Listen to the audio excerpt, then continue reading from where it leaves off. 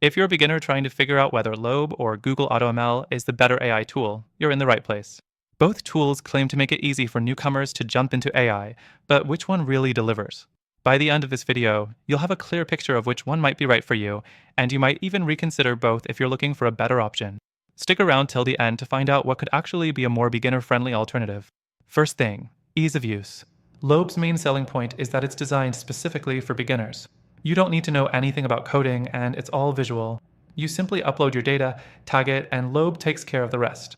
The interface is super intuitive, and the process feels like dragging and dropping really simple. However, once you get beyond the basics, you start to realize that it's a bit limited in terms of flexibility. You can't really dive deep into fine-tuning models, which could be frustrating if you want to grow as an AI user. Next thing, Google AutoML is more sophisticated. It's part of Google Cloud, so right off the bat, you get the backing of one of the biggest tech companies in the world. It offers a wider range of features compared to Lobe, with tools for image, text, and video analysis. But here's the catch: though it's still designed to be accessible, the learning curve is steeper. You don't get the drag-and-drop ease that Lobe provides. There's more to configure, more options to choose from, and if you're truly a beginner, you might feel overwhelmed at first. It does offer more customization, but if you're just getting started, it can feel like a bit much. The third thing, pricing. Lobe is free, which is a huge win for beginners who just want to experiment without spending any money. Google AutoML, on the other hand, works on a pay-as-you-go pricing model, which could get costly depending on how much data you're processing. It's flexible, but that flexibility comes at a price, so be sure to consider how much you're willing to invest early on. Lobe's free offering might seem like the safer bet if you're just dipping your toes into AI. Next thing, data handling. Lobe shines here with its simplicity. You upload your images or data, label them, and it does the magic.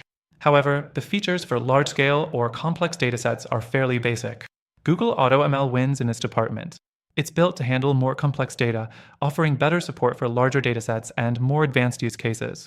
So, if you're dealing with a ton of data or need something more robust, Google AutoML is likely the better choice. The fifth thing, integrations. Lobe, being fairly simple, doesn't have a lot of built-in integrations with other tools. This can be limiting if you're looking to embed AI models into production apps or other workflows.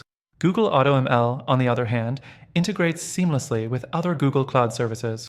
This makes it a powerful tool if you're already working within the Google ecosystem or need a more scalable solution.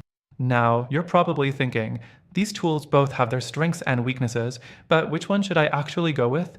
Here's the deal. If you're just getting started with AI, Lobe is the easiest way to get your feet wet. It's free, user-friendly, and great for small-scale projects.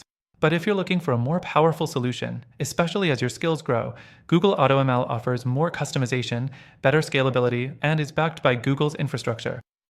But after trying both myself, here's the thing: they're both good, but neither is perfect for everyone. If you want a better alternative, one that gives you a great balance of ease of use, advanced features, and scalability, you should check out the link in the description. Through that link, you'll get exclusive access to a better AI tool, plus a free trial with benefits only available to our viewers.